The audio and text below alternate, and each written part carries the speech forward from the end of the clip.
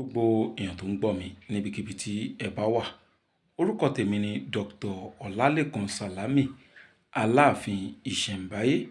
Gẹ́gẹ́ bí èmi ṣe máa ń sọ pé erin kọjá gbígbé, àjànàkú kọjá rúrù, àjànàkú kọjá àmúrí nǹkan fìrí, bá a bá rẹ́rìn ẹ jẹ́ ká sọ pa rẹ́rìn. Ògúnnágbòǹgbò ni Dr. Ọlálékan Sàlámì tó bá di ọ̀rọ̀ tèwétegbò. Ọ̀pọ̀lọpọ̀ èèyàn ló ti mọ ìta máa ń ṣe lórí prógrámù wa. N tí èmi máa ń sọ lórí social media òun náà ni pé kí ló dé tó ṣe pé nǹkan òyìnbó òun ni ó tẹ́ àwa dúdú lọ́rùn ká máa gbéga. Kí ló ṣe tó yẹ pé àṣà tiwantiwa a kì í gbé lárugẹ rárá. Ìdí rèé tí àwa fi ìdí ẹgbẹ́ kan kalẹ̀. Orúkọ ẹgbẹ́ náà ni Association of Africa Tradition and Culture. Nǹkan tá a máa ń ṣe nínú ẹgbẹ́ náà òun náà ni láti gbé àṣà Yorùbá tiwantiwa lárugẹ, pàápàá jùlọ lórí ọ̀rọ̀ ewé àtegbò. Dr. Lékan Sàlámì kì í ṣe èèyàn tó ń pín oògùn ọ̀fẹ́ lórí social media débi pé a máa lo ọgbọ́n àlòkùmọ̀kọ́rọ́ ìkankan.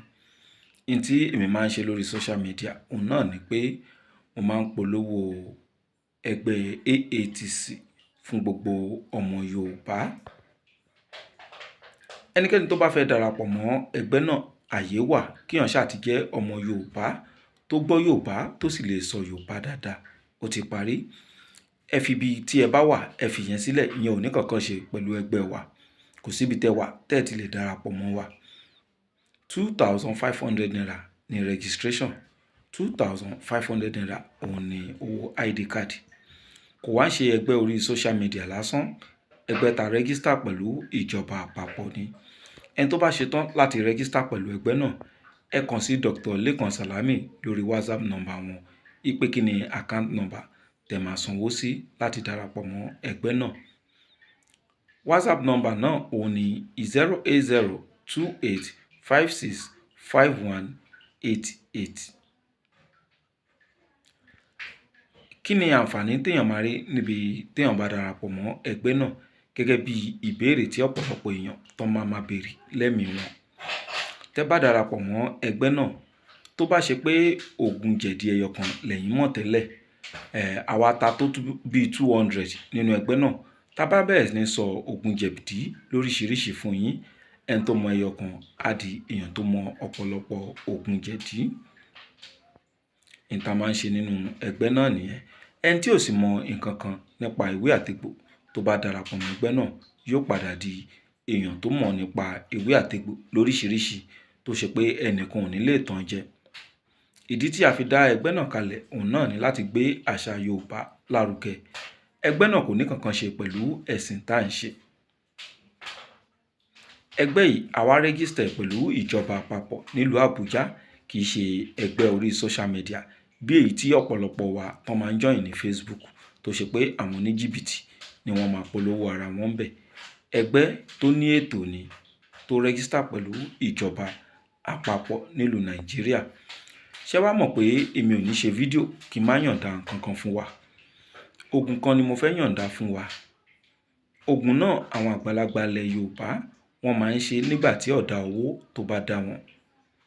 Fún àǹfààní ẹ̀yin tí ẹ máa ń kọ ohun tí mo bá sọ sílẹ̀, eléyìí ẹ kọ sílẹ̀, ẹ kọ Aburu tàbí Oshole, ẹ kọ lè lórí.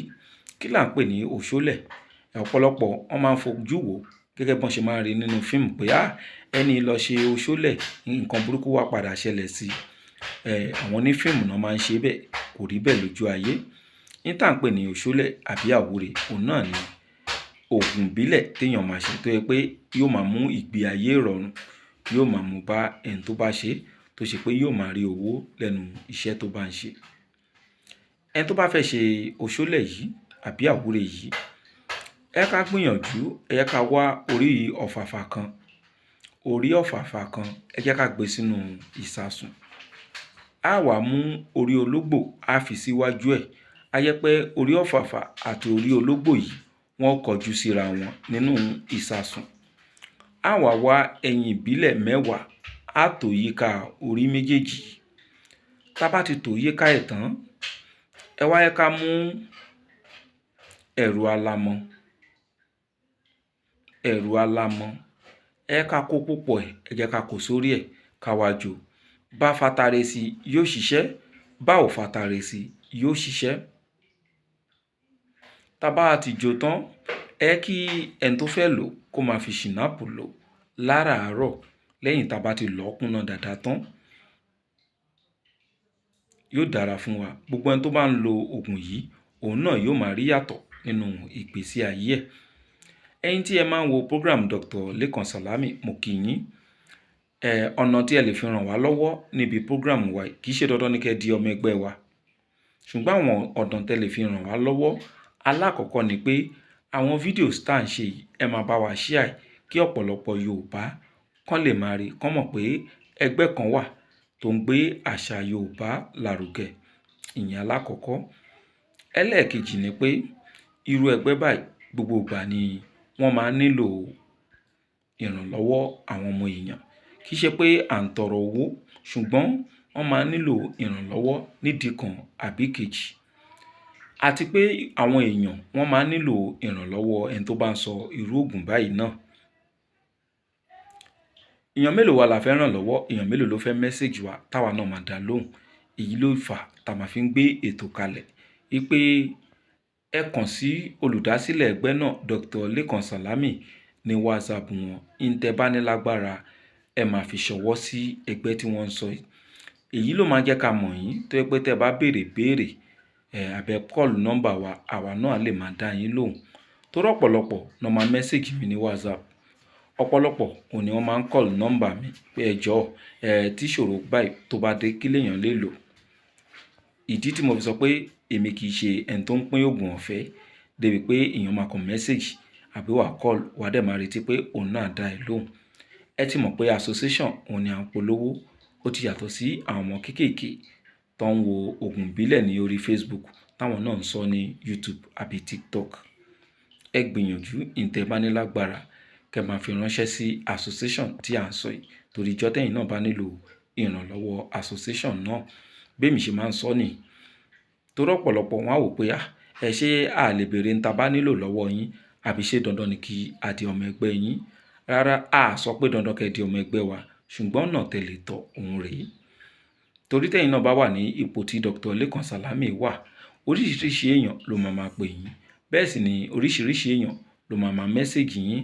Àmọ́ kì í ṣe oríṣiríṣi èèyàn bó ṣe mẹ́sẹ̀jì yín náà ṣe bá dà nǹkan pọ̀. Torí nínú wọn á rò ní jìbìtì, nínú wọn á rí agbófinró, nínú wọn náà láti rí ọ̀daràn.